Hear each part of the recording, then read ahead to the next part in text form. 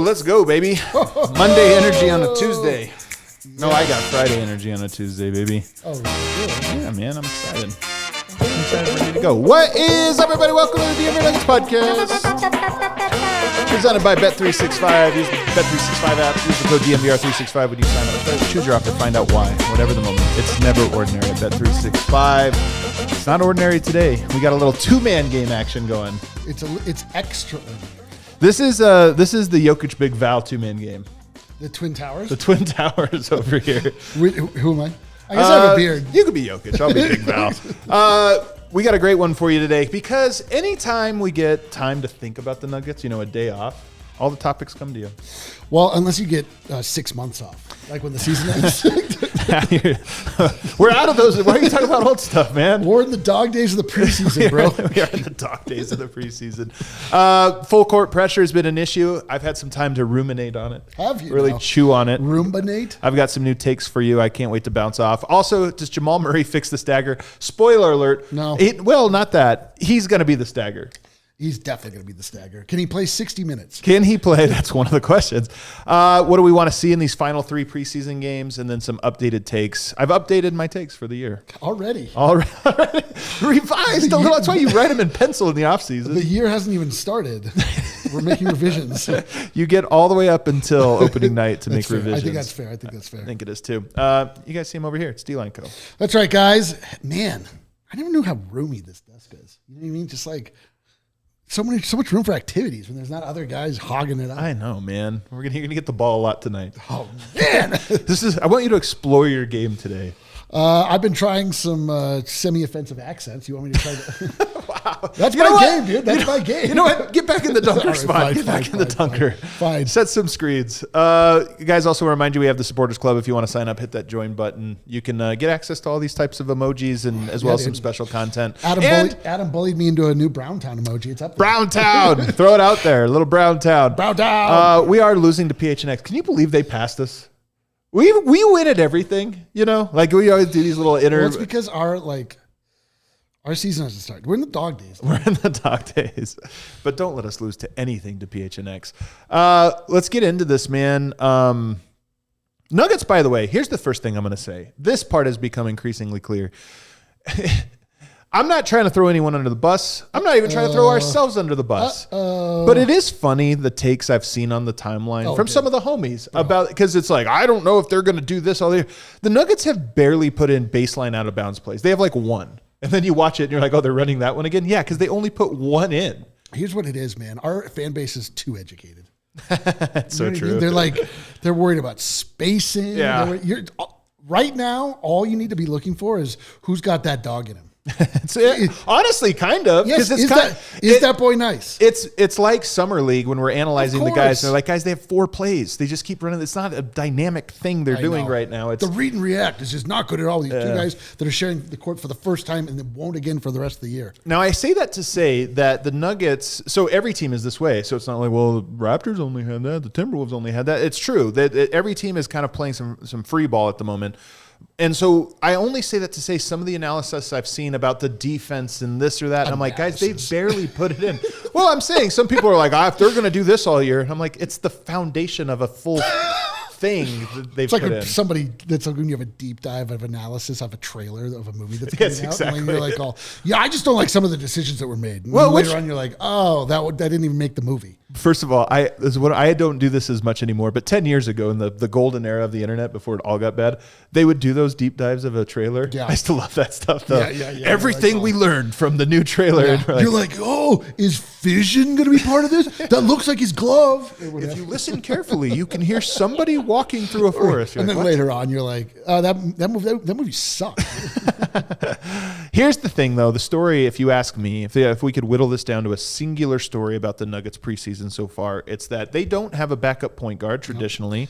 You have Jalen Pickett as your third string. You have Bruce Brown as your second string. And I think it's the issues there are worth discussing and analyzing because that is more about skill set. But here's the one thing I'm going to say.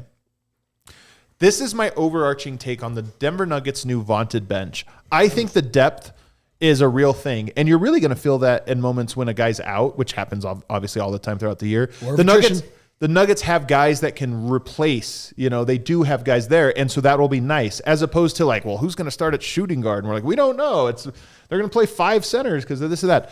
I think that is very real. The bench to me is going to be very hot and cold because they are so dependent on dictating pace. Also because they're a bench? Well, every team's a bench, though. I'm saying they're going a bench versus bench. But they're going to play through Big Val. Well, what happens if you can't get the ball to Big Val? Yep. Then the other team gets to dictate terms and how that happened. You may remember this dynamic from teams double teaming Jokic in the playoffs.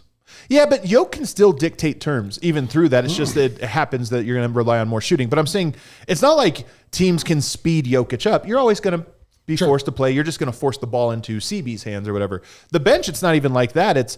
They're not going to let it be a half-court game. That's what we saw in Toronto. And by the way, Toronto, that's their MO. Get physical, full-court press, especially off their bench. That's Minnesota, Oklahoma City, Indiana. A handful of teams really in the NBA, and I think an increasing number, that is their identity. If the Nuggets bench struggles with that, I think they're not going to just be bad. They're going to be atrocious. But if they break through that and are able to dictate a half-court game, I think they're going to be dominant. And so I kind of think they're going to be a little hot and cold based on their ability to dictate the pace through full-court pressure. I mean, definitely, right? That's the crazy thing is that they actually have a bunch of guys that are kind of the same in a weird way.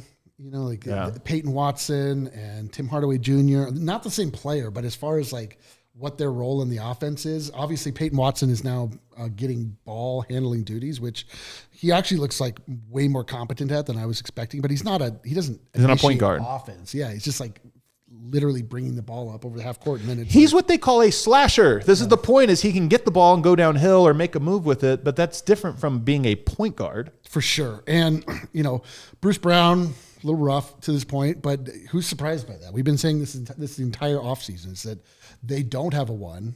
They don't have a backup one outside of Jalen Pickett, which they seem to have buried on the bench a little bit, especially with a lot of these new acquisitions. It's makes the water even muddier because you got to assume that both Bruce Brown and Tim Hardaway Jr. and Peyton Watson and Christian Brown, anybody else that can touch the ball, needs minutes as well. So it is, I have to say, I'm not analyzing anything. I really am just saying can Cam hit some shots? This is pretty sick. What does it look like to actually have a backup center? But that is the one thing that does have me worried. And we've been worried about it the whole time. This is not new.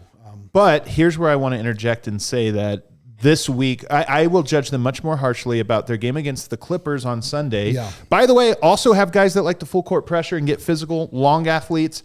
It's going to be very similar. I kind of like that Minnesota, Toronto, LA, OKC are the teams they're playing in the preseason. Mm-hmm. The Bulls being the one exception to all of this. Because all those other teams have similar second units that full court pressure and use athleticism to try to force turnovers. But here's the thing. If you listen to David Adelman in camp, he's like, hey, we're full court pressing more because we want to do it, but more because we want our guys practice how to handle the pressure and get us into our offense.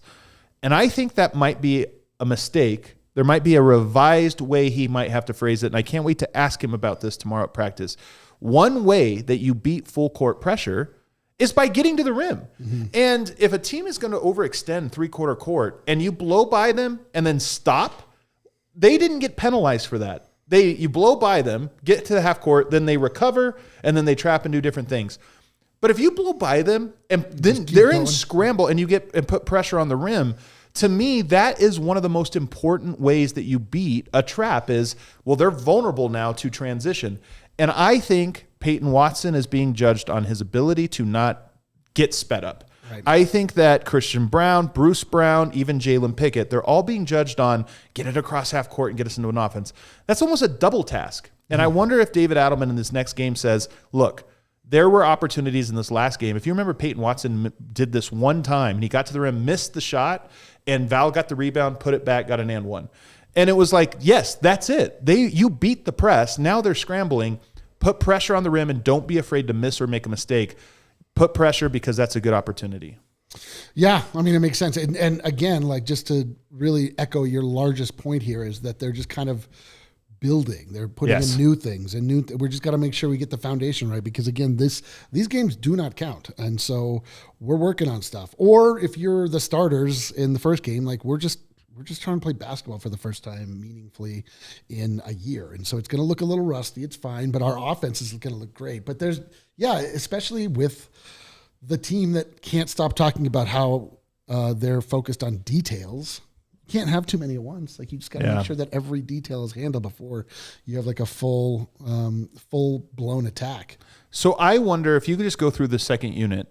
Bruce Brown, to me, if I'm David Adelman, I say, look, in this next game, if you can get downhill, don't be out of control. We're still judging on your ability to pick the spots right, but be more aggressive. If you get a guy on your hip because he's at the foul line and you beat him, and now he's on your hip, don't stop. Get into the paint and try to finish, because now the defense has collapsed.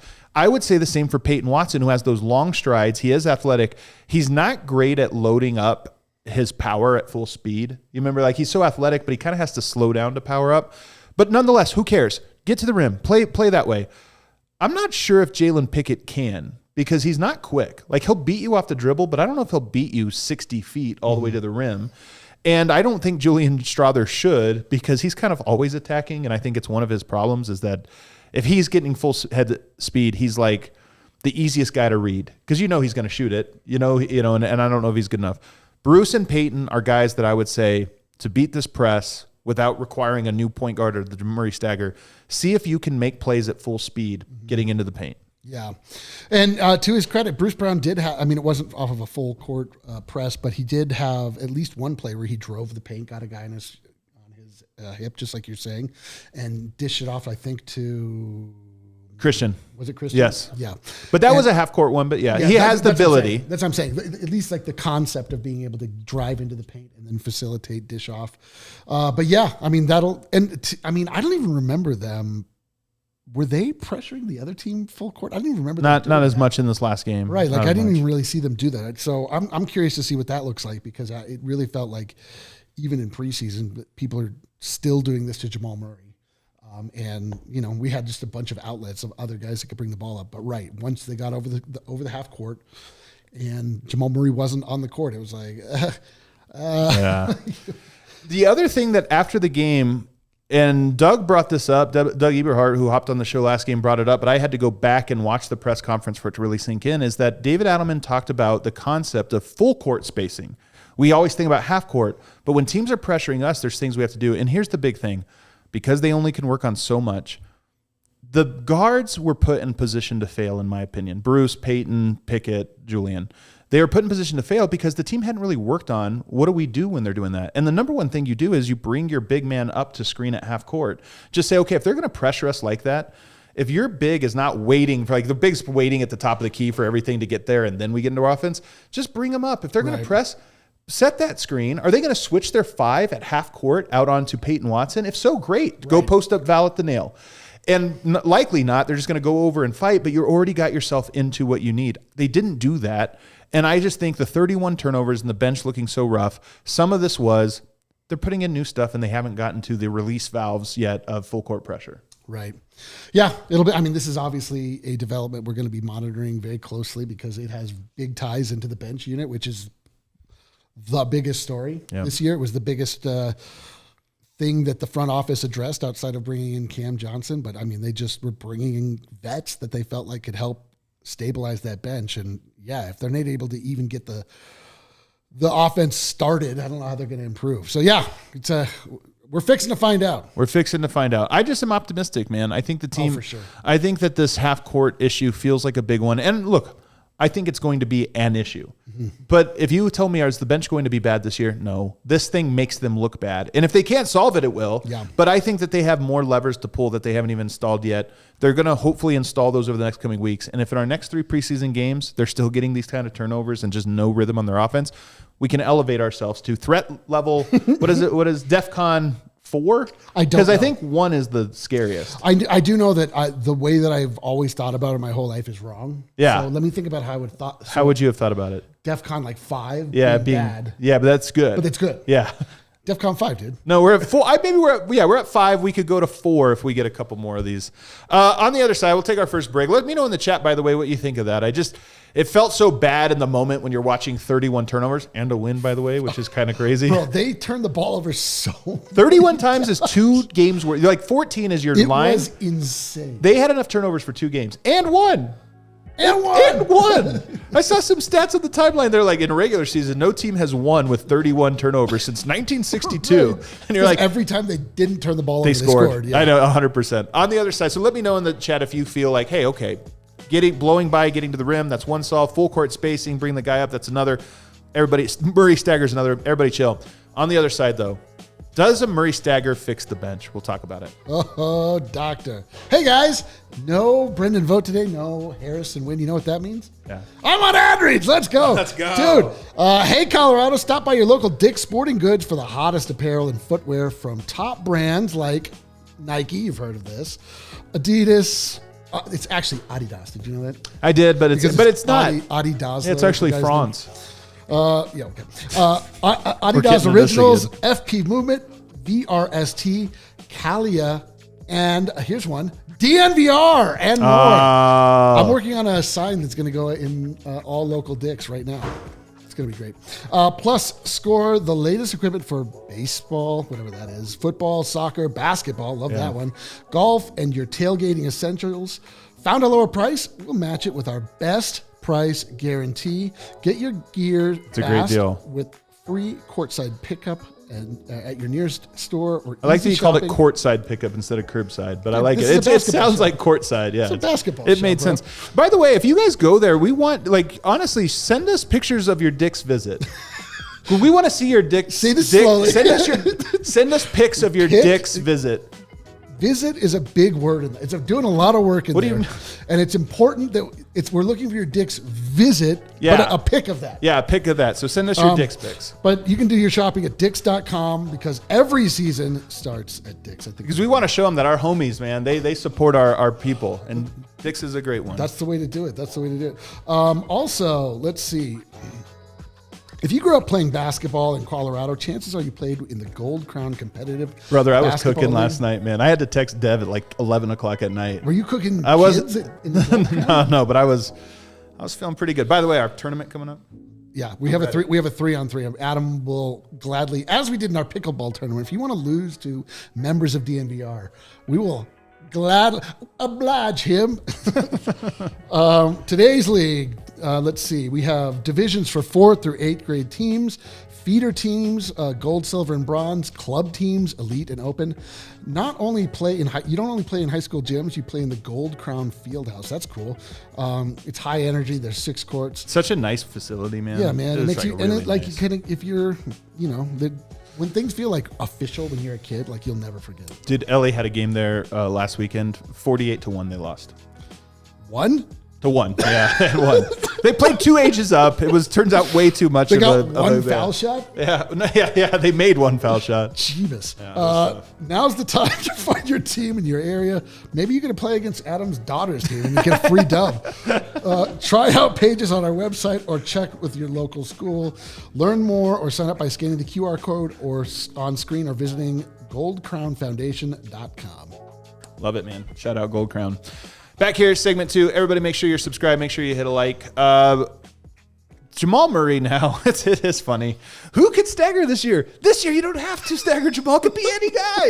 You can go to anyone. Anyone. 2 dude. preseason games where like they need a point guard. It's going to be Jamal. I'm not going to call that a stone cold lock just yet, but I will say I can't picture it being anyone else. I think Jamal's going to stagger with the bench, and the rotation is going to be more or less the same. I have been thinking about this quite a bit, and I'm like, do you think that there's a world that they sign another point guard to fill that last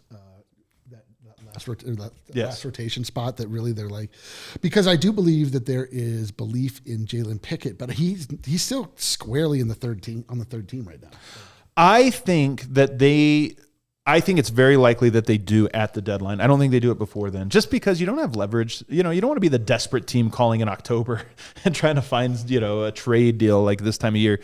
You kind of wait, play it out. You trust that your team's good enough to handle every team has weaknesses, and then they try to address them. But I do think that the Nuggets should be trying to find some type of Chris Dunn guy. Chris Dunn's too valuable now, but if you remember a couple years back, he lost all of his value. He gets signed and he ends up playing well and recoups it. Denver needs to find the next Chris Dunn. Has flaws. Can he shoot? Not really. There's some things he can't do. Finish at the rim? Not really. But he's really quick with the ball in his hands. He knows how to pass at a basic level, and he's a great defender, and he's an athlete. Denver has to find that guy and then use their limited resources to bring that guy in, or just sign him outright if they're not on a team. What about Carlik Jones? It is funny because I was thinking of like past Nuggets, and I was like, Shaq Harrison? Kind of fits that mold a little. But man, I can't get over how good Carlik Jones was in FIBA. I just can't. Oh, that's right. I just can't get over it. Like I was like, because the funniest part was that I called him Chrysalis Johnson. We couldn't remember this guy's name. He was on the Nuggets for 11 seconds. He got no real shot. Yeah. But I just was thinking about the current state of the Denver Nuggets, where the thing we all knew was going to be a problem is already showing its ugly head as being a problem, and it's like, God damn it! Like this is going to be a problem, man. This is an issue. You guys got to fix this. At the same time, I think it's less of an issue than it feels. The Nuggets. So to me, it's like this is a classic. We're too early in. I think Denver can mitigate this one, but would I be surprised if come late January, early February, it's the thing where like, man, this team is ready to win a championship, but their Achilles heel is this Ben Simmons right now. Well, there you go. That is the solution. But the Nuggets have been through this before. Jamal Murray doesn't save the bench. I do think he does a better job than people realize. It's just he doesn't save it. And the bench is really bad and can't figure it out. Here's a dynamic that has not existed in the past, is that he was always relenting to a second point guard, Monte Morris, Russell Westbrook. That guy's not here. He actually has to be the guy. He can't just go off into the corner if they're gonna. You know what I mean? Are you daring him? I'll show you. Yeah, that does sound like a bit of a dare. He probably shouldn't go into the corner, but you would think he'd be on ball. But, that is the more time that he has to spend meaningfully with the bench is less time to spend meaningfully with Nikola Jokic. Granted, Nikola Jokic makes every player that plays with him better, but, man, nobody plays better with Nikola Jokic than Jamal Murray. Well, and this is part of it. I'll get to that here in a second because that is one of my concerns. But I think there's something, too. The best defender in their backcourt guards Jamal. Bruce right now is getting the best defender. And so now he has to bring the ball up against your ace second unit defender. If Jamal's on the floor, now you get the second best defender. And for most lineups, that is a big drop off. Even I think about Denver. Bruce full court pressuring. Okay, he can go apply some pressure. Tim Hardaway Jr., nobody's scared of that. And so if Bruce Brown has to bring the ball up against Tim Hardaway Jr., we're like, okay, he can do that. It's not going to look the way it's been looking. So that's one thing he brings. Number two, he's in better shape. I know he's in great shape. By the way, man, he's sick of being asked about this. Oh, I would too. He's also, and I don't blame him. This is not a knock on him in any way, but if you watch his last post game and you watch media day, what'd you do differently? Nothing. What's different about you this year? Nothing. Everything's the same. I've been this way every time. I disagree, but he at least is sick of that question. But I'm going to go ahead and say it. Doesn't look the same to me. No, David Adelman, even after the game, said he looks really good. I like the way he looks on both ends. He looks incredible. Yeah. That was my biggest takeaway from last night. I was like, God damn. Yeah. We are living in the brightest Jamal timeline. It makes me nervous that he's actually this spry because we've not seen him do that before. Like, how will his body react? We don't know. Yeah. But he looks incredible. He really does. And, credit to him. And I get it. Like if you're going to have to imagine this. If I decided one day to lose a bunch of weight, every day you're like, hey, look at you. Aren't you great now? Is this awesome? And I'm like, yeah, I mean, come on. Like, are you breathing easier? Are you sleeping better at night? Because it looks like that. It looks like it used to be horrible for you. Right? Yeah. So I get that. But yeah, and he is, I think it's very clear at this point, we can just say that Jamal Murray does not like talking to the media. His disposition on media day was the most hilarious thing I've ever seen. He was just like in every photo. Yeah. But I mean, it's undeniable. He's just he's in a different place mentally, clearly. So I love it.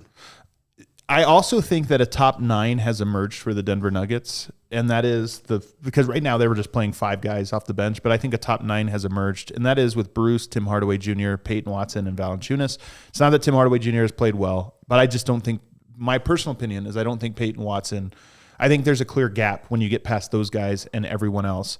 And now you think about, well, how does Jamal work with that? Bruce and him as a backcourt, I like. Bruce is a defensive guy, and he's a spacer, like on offense, and he's a secondary ball handler. I actually think it's a great fit. By the way, we've seen this before. They won a championship. Tim Hardaway Jr. is a bit of an undersized 3, but bench units tend to be a little smaller anyway. I think Tim Hardaway Jr. has not looked good, but in large part because they haven't been in the half court. He's like a guy you have for this, and he's one of the guys. Peyton Watson at the 4 is a little bit of a bummer because I do like him playing bigger. I'm encouraged by the fact that he grabbed all those boards last game, but I still like him. He adds some defense that you need, so Bruce and him are your defense. And then Val, if you think about Jamal Murray, Val is a big screener, can run split action, can run pick and roll. You can run a lot of the same stuff. I actually think Bruce, Tim Hardaway, Peyton, Val kind of reminds you of a B version of the starters. Yep. Bruce and CB, yep. Tim Hardaway Jr. and Cam, yep. Peyton and AG, Val and Jokic. Just missing the guy to get them all the ball. But Val is, the B version. So now Murray becomes the 1 instead of the 2. But, yes. But to me, I'm like, yeah, that actually makes way more sense than the second units they've had in the past. DeAndre Jordan's nothing like Jokic. Yes. And Big Val can be, I think, a really good pick and roll partner with Jamal Murray if they so chose. That is part of his game. Like, he is a good passer. He's a good facilitator. So yeah, I mean, you're not wrong. And then, the bench now has a wide variety of shooters, which is crazy. Like Julian Strawther, shooter. Tim Hardaway Jr., shooter. Yeah.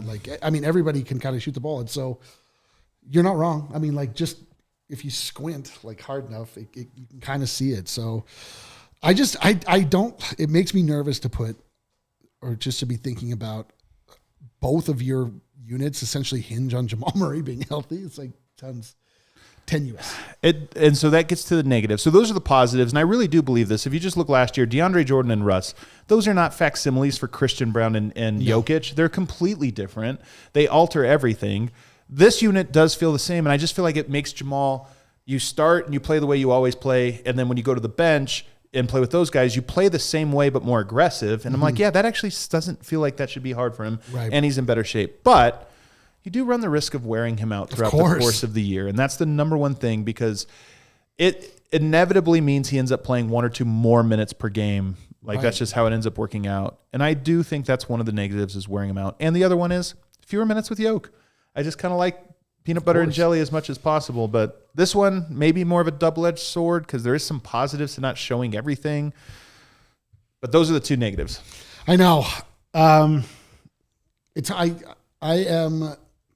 I feel like we have to, before we fully assign the negatives, we have to just see how it plays out over the full course of the preseason, because, like you said, they're not kind of showing everything, at least not, even if not to be strategic, just to not overwhelm themselves. But it does seem like there are some cracks that have appeared, that appeared, frankly, in the summer.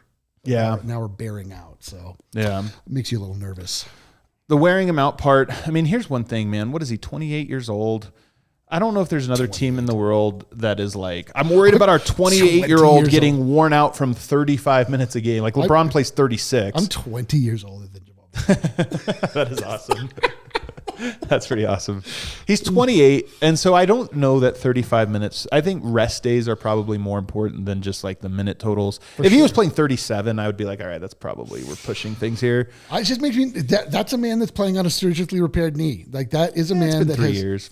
It's still surgically 4 years. repaired. It's been 4 years. Yeah, I mean, it's not like, I'm not nervous, but I'm also, come on, like it's not. But 35 minutes is like, most starters play 35 minutes across the league. Yeah, I'm not saying like I would prefer a fewer minutes. I love the NBA does this more. The NBA does this to us, man. We're like, I hope Jokic plays so little and sits a lot, and he sits out games, and I just hope we never get to see him. So he could be an Iron Man like Kawhi Leonard, be available for every game. Just so we could see him briefly in the playoffs. I love that. There's nothing greater. There's nothing greater than the era of load management blowing up in the face of every person who ever tried it. Joel Embiid, Kawhi Leonard, like they all get injured way more. The basketball gods do not like load management, folks. I don't know what to tell you. So there you go. I will say, it gets me excited. Bruce, yeah, mini CB. Tim Hardaway Jr., mini Cam. Peyton, mini AG. Val, mini Yoke. I kind of feel it. I feel like that makes sense, and we haven't seen it yet, but I'm excited to see it, and I'm excited to see if Jamal takes that unit this year a little bit more aggressively, assertively, and says, like, okay, it's on me now. Yeah. Like everybody keeps saying, Bruce, can you get us in the half court? Jamal says, no, I'll get us in the half court. That's what I hope. Yeah. And just, if you're out at a game and you spot the second unit, take a picture. Send us your unit pics. That's exactly. We want to see pics of whatever unit you. When you're at Dick's, send us a pic. Anytime you see a unit, snap a pic. Let us see it. And if you see Cam Johnson pics, we love Johnson pics. Yeah, we got quite a few of them. Send us those as well. Let's take a break on the other things. Some things we really want to see, not those things. Some other things we really want to see. Oh, my DMs just got filled up. What's happening? Okay, cool, guys. Bet365. Dude, who doesn't know about Bet365 at this point? Bet365 is the official partner of the Colorado Avalanche. They're the proud partner of the Colorado Edge. They're an official partner of the Denver Nuggets and a proud partner of the Denver Nuggets. I have options, but I wanted to read all of them, man. Just so you understand the gravity, what we're talking about here. You see their office right off I-25 in Spear when you drive by? Right there, man. They're a Colorado company. Bet365, they've become one, And, they're obviously in deep with the DNVR. We really appreciate everything they do for us. We're in the middle of the NFL season right now. I don't know if you knew that. I am so aware that I made a snap decision. I bought tickets to go to London. I'm going to London tomorrow. I heard that. Off the show tomorrow, Wind, D-Line, and Vote. On the show, me. Oh, finally. Everyone finally gets the show they want, or at least you finally get the show you want. Yeah. So the NFL's going on. So, we have NFL offers throughout the season. Thursday Night Football, there's a $10 safety net bet. Sunday Night Football, they got a $365,000 jackpot. You place a bet of $10 on the first touchdown score and get a split of $350K in bonus bets if your player scores the final touchdown of the game. They're just fun little. That is fun. A lot of fun things to just keep you interested. There's lots of books out there, but Bet365 does it the best for my money. And you should ask Dev Johnson. That's a pick. That's a Johnson pick you want to take a look at. Is his bet slip because he's save the bets section of Johnson picks. Yeah, dude. We're just breaking news for Bet365. New customers now get $200 in bonus bets when you bet $5, win or lose. Sign up, use the code DNVR365 to deposit $10 and place a bet for $5 to get $200 in bonus bets, even if your bet wins or loses. Bonus bets can be used on the spread, totals, players, props, futures, and more. Whatever the moment, it's never ordinary at Bet365. You must be 21 plus and physically located in Colorado. Please gamble responsibly. If you or someone you know has a gambling problem and wants help, call or text 1-800-GAMBLER. T's and C's apply. Let's go. And then also, while I'm at it, I might as well. While you're at it. I might as well also you're on a roll, man. Also tell you about Volo Sports. Dude, Volo Sports is Denver's most popular provider of adult sports social leagues. Again, adult being used like just the age, not the genre of film. You understand? Yeah. Not an adult film. Adult social sports leagues, pickup games, and events. Sports offered include soccer, volleyball, pickleball, kickball, basketball, cornhole, and many more. Anything you want for the DNVR crew to beat you at, we will do it. Just let Volo know. Playing Volo is a great way to meet new people, make friends, and be social. Stay or get more active in a fun way. Mix up your after-work routine. You can play in Lodo, Rhino, Highland, City Park, Cherry Creek, South Broadway, and more. Players can sign up as a free agent, a small group, or a full team, and all ability levels are applicable, and backgrounds are welcome. To join, use code DNVR10 for $10 off any Volo Denver league. Love it, man. Dude, you're crushing those. You crushed them. I was born to be a salesman. You know what I mean? You were born to be a salesman.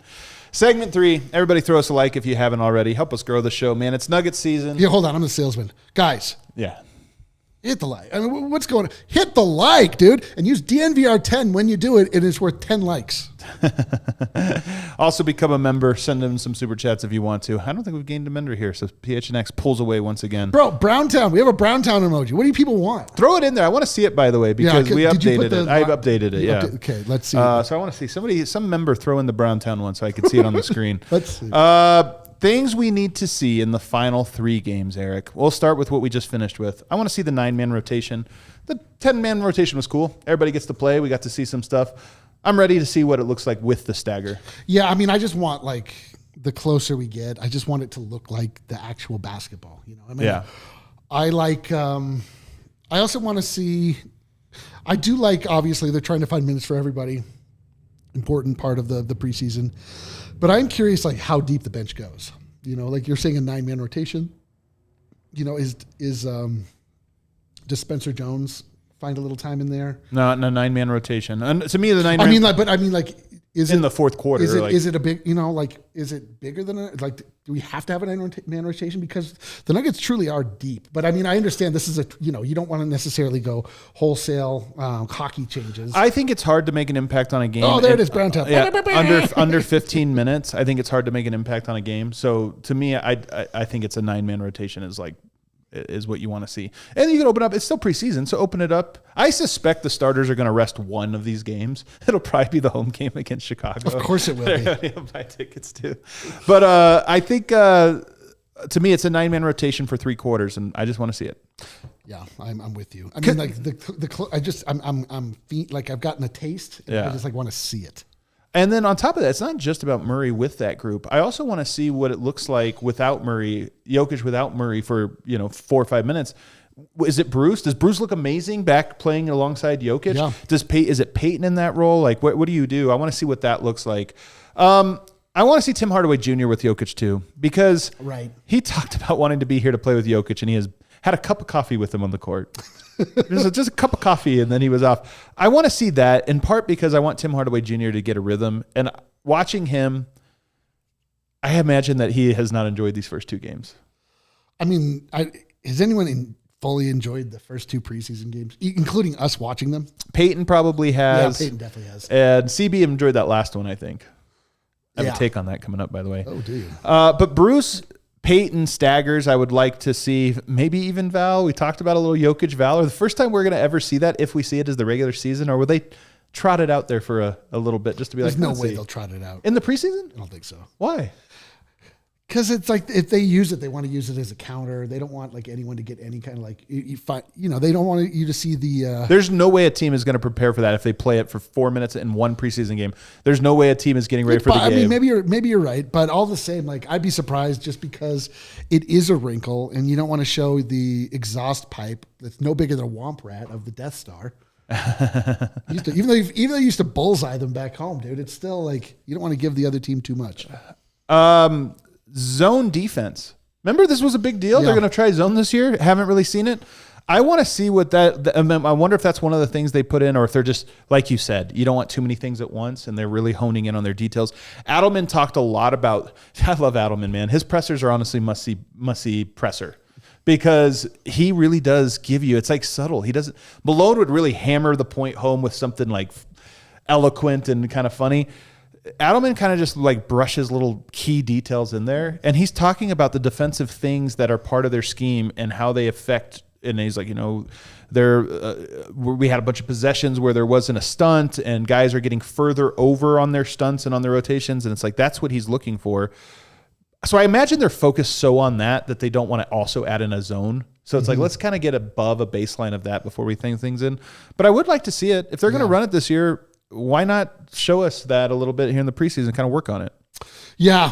I mean, this is the question, though, and I don't know. I mean, maybe it has no similarity to the NFL where you really don't want to show things because scheme is everything.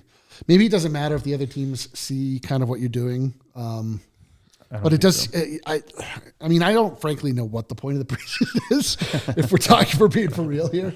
But, I would like to see it as well. I mean, I just kind of want to get the real thing, man. I just want to see the full strength Denver Nuggets go out and just blast some team into oblivion.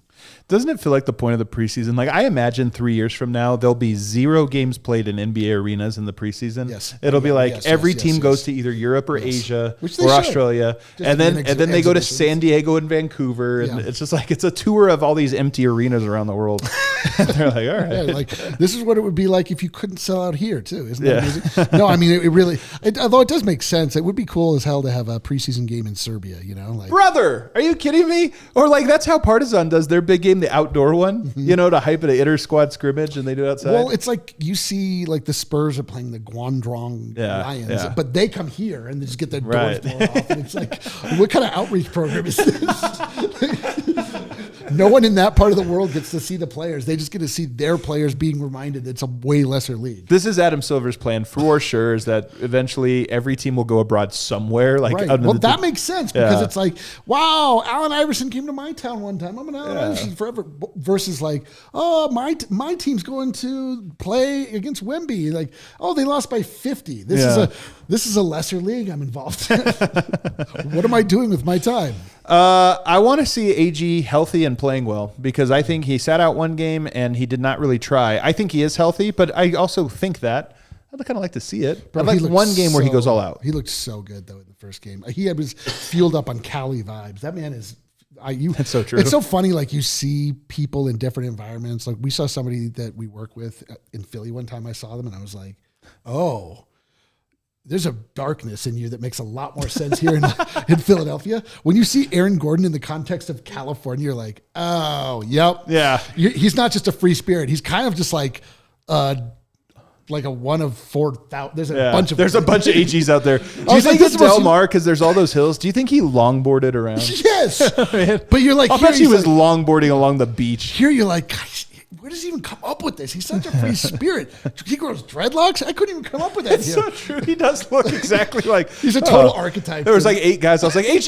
Oh wait, that's not AG. That's another just a smaller AG. AG a guy that also wears a tank top every day of the year. He's like, I'm actually also named AG. It's really weird. I also want to see Jokic try. I mean, and here's the thing, man. I know. And some of this maybe started on our very show with our guy Doug Eberhard, who has had his breakdown on Jokic.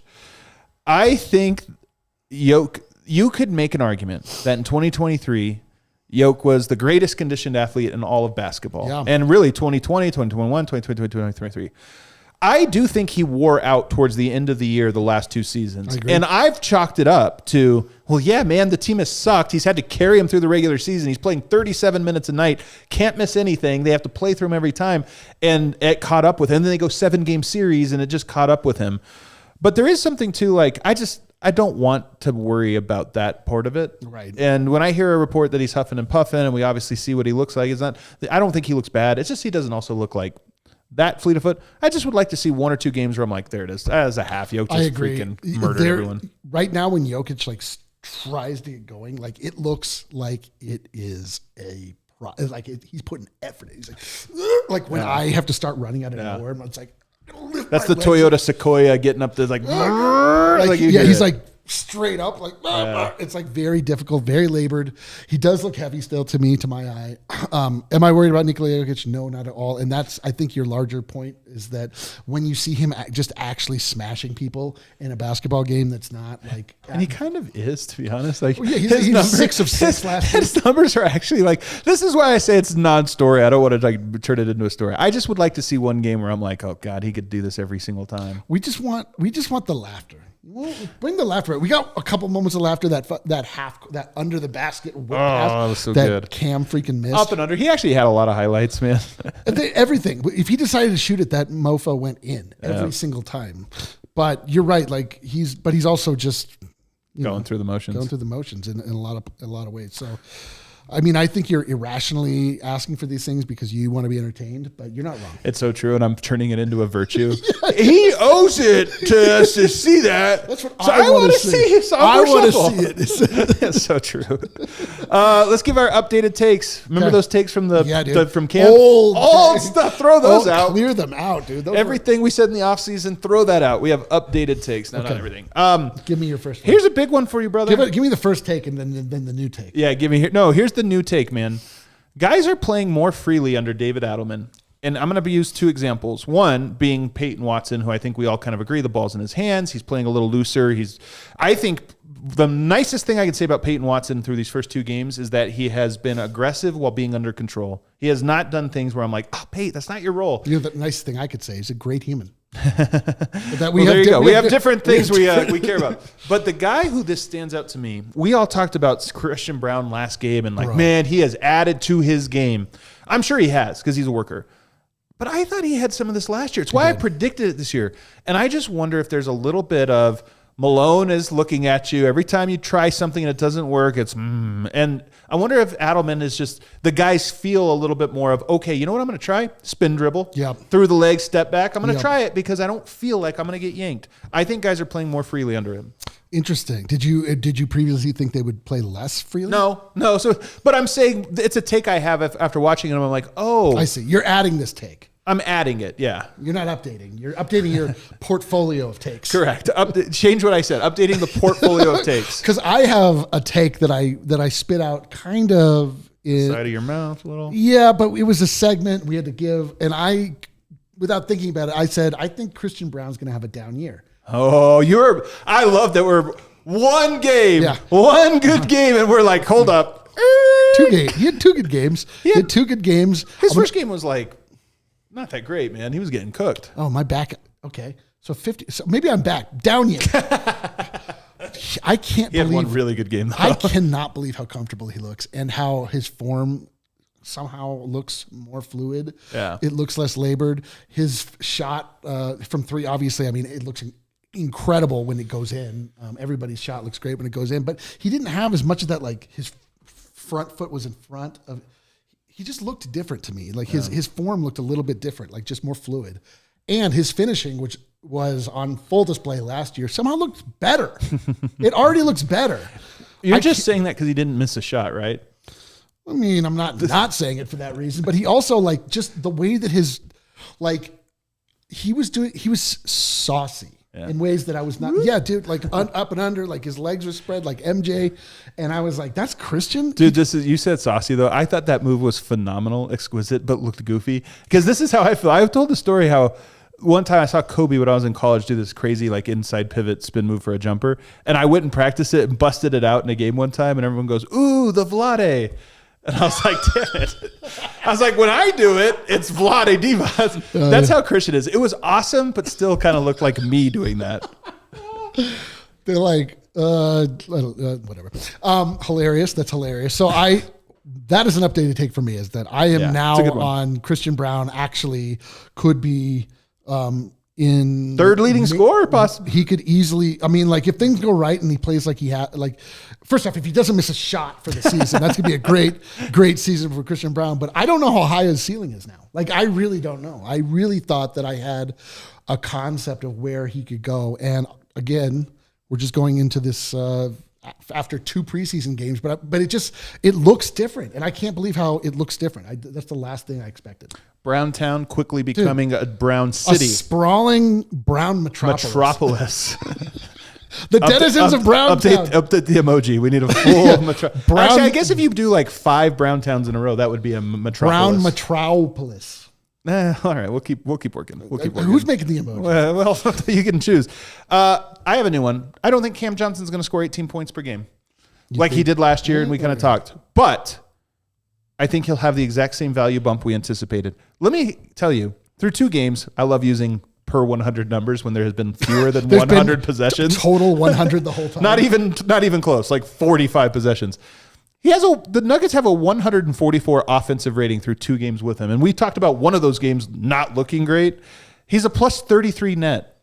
I just think he completes the team in ways that are going to be appreciated over time, but are not necessarily yet. And yet the numbers are already still like, when he's on the court, you're winning by a point a minute. Mm-hmm. But the ball's not finding him. And I think it will find him a little bit more. I just think he'll be a little more KCP like and not as much MPJ like, but it'll still be a positive overall. My updated take, I feel you don't want to comment on that? No. Or do you still think he'll get 18 a game?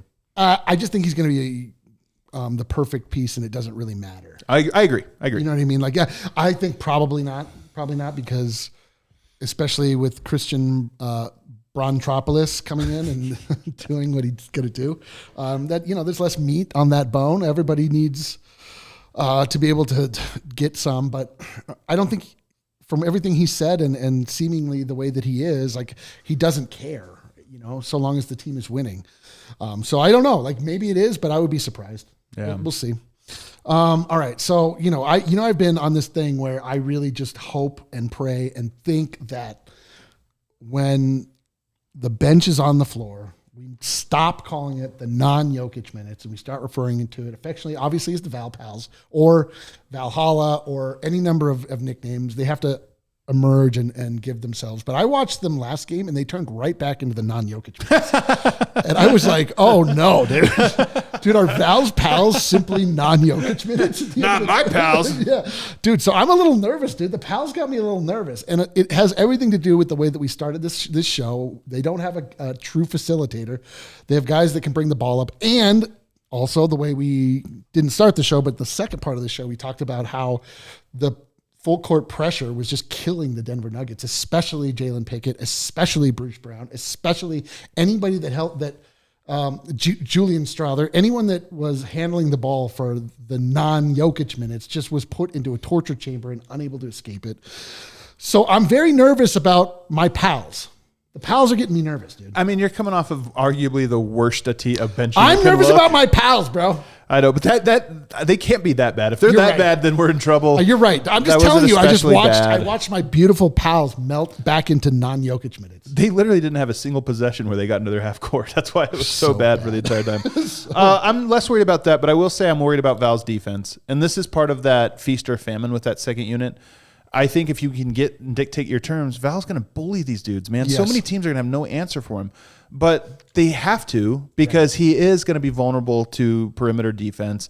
I actually think he challenges inside. You've mentioned this. Like, he gets big and he's hard to move.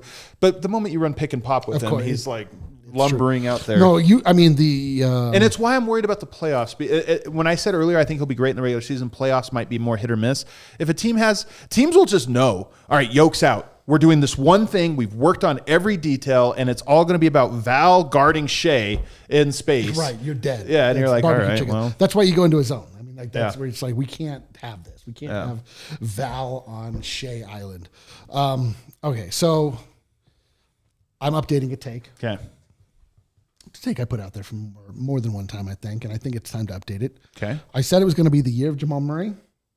It's going to be the year of Jamal Murray. It's the same take. It's the same take, but it's more emphatic. Yeah, I was going to say it screamed now. It's more emphatic. I really like, He looks so good, man. Look, he looks, and it's not that he looks good, it's that he looks mean. Yeah. And it's crazy because he's the exact same as he's always been. Exact same. It really, I mean, this is the problem with Jamal Murray is that if the end of the season stats were the stats the whole time, you'd be like, oh, that's a great player. Yeah. But the first season, it's the first half of every season, it's like he's averaging 4 points. My updated take, I was very worried about Bruce's health. We talked about the surgeries and all these different things. He looks healthier than I thought. I mean, I know we're worried about his ball handling. I don't think he's a ball handler. I think Bruce has actually been very good at the parts that are not being a point guard. Dude. And those parts are really loud. And so a lot of people are like, he's had 2 bad games. No, I mean, I guess I agree in terms of he's bringing the ball up and it's not going well. But defensively and cutting and playing off to me, I'm like, dude, he's the exact guy I remember, you know, on some of these steals and just tough plays he makes. Got a big rebound, put it right back up, got 3 or 4 steals out of the air. Same thing. He has not had a bad game or bad preseason at all. Just outside of being a point guard, which he's not. He's not a point guard, man. It's like you can't keep doing this to this poor guy. I mean, although I'm sure he likes it. I'm sure he wants the extra, responsibility. But he looked great. I agree with you. Like he just looks like he's like the ultimate glue guy. He just like like fills in all of the spaces of, okay, we need to put pressure on the ball. Okay, we need to get something going in transition. Okay, we need a really tough rebound. Like all of that stuff that just is exactly what made everyone absolutely fall in love with him and start calling him Brucey B. I'm telling you, I think Bruce. I was not sure about Bruce. I was not sure. I'm like, yeah, okay, that guy. I'm back on. I think Julian. This is just me talking, guys. I This have is an not. updated take then. This is not me just talking. This is just me talking. This is not a report. This isn't even any rumor or anything I'm hearing. It's just kind of how I see things going. I think Julian Strawther will get traded this year. Oh, what? I think the Nuggets do have things they need, and he's the only piece that seems tradable to me. Yeah. You know, like he's young enough. He might not play a whole lot. Some team might take a flyer on him. I don't know what else you trade. You might throw in a Pickett or a Hunter or, whatever. Maybe even a Duran if it's a good player, and you can get that. Like, again, Denver can win a championship this year. You're not going to – Duran and Julian are not worth we could have really gone for it this year, but we didn't want to give them in. It's like, no, if you can, then you have to get rid of that. Do it. But I don't see what his value add will be to this team. They already have Cam. They already have Tim Hardaway. He's a luxury, and I just am not the biggest believer that he's going to get there on this team. I think he's looked great.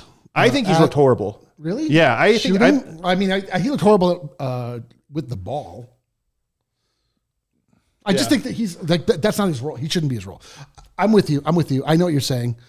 Why don't we can we sign Monte Morris? Like, I know that he's just out there. I mean, I'm wondering even if Monte Morris helps the Nuggets, though. I mean, he is like an upgrade, I think, based on what we've seen.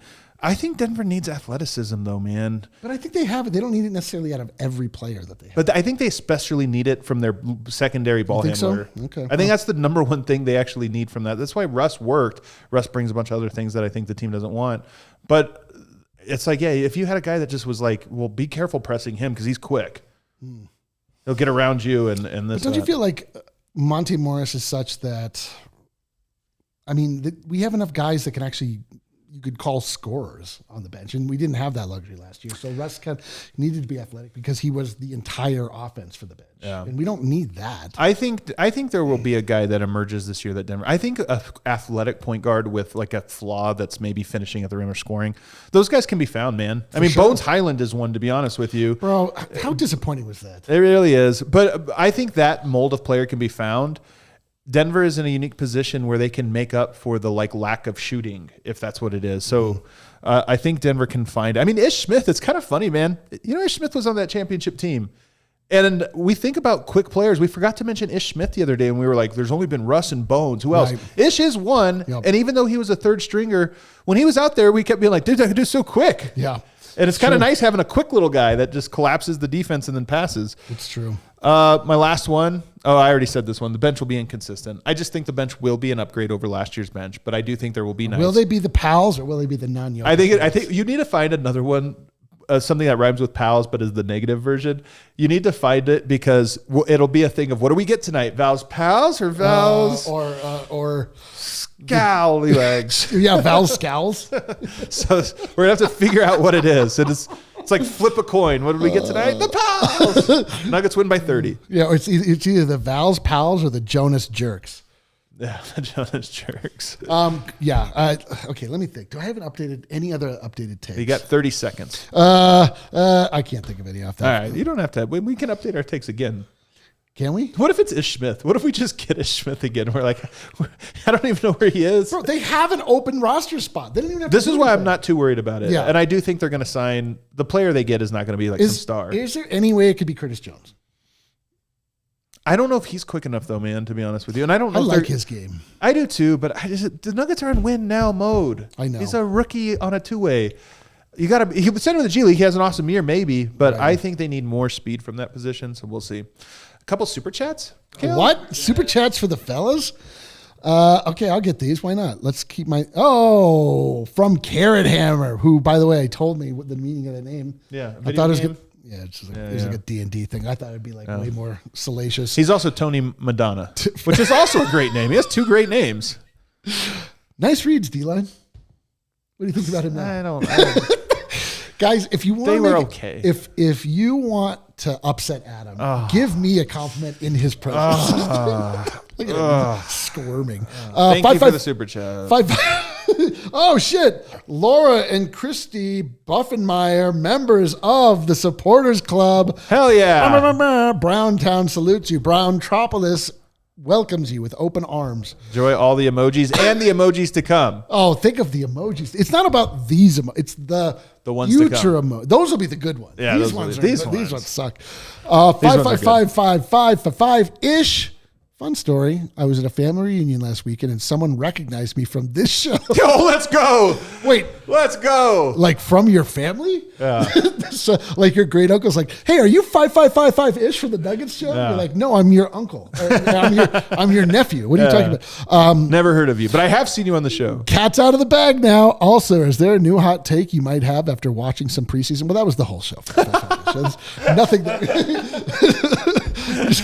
You know what? Let's answer that. I think Julian Strawder gets traded. To be fair, he sent that before we did that segment. Yeah, well, we assume so. Browntown air horn. Look at this thing. The emojis are right in there. You always remember your all the first Nuggets emoji. are good. Everybody, thanks for hanging out with us today. Bro, the homies are. You know what? Nuggets practice tomorrow. I'm excited to get there, find out what it is, and then maybe a solo show. Who knows? Find out tomorrow. I haven't thought. Do we need the other three guys? We'll talk about it. No way. We'll talk. Hit that like button on the way out.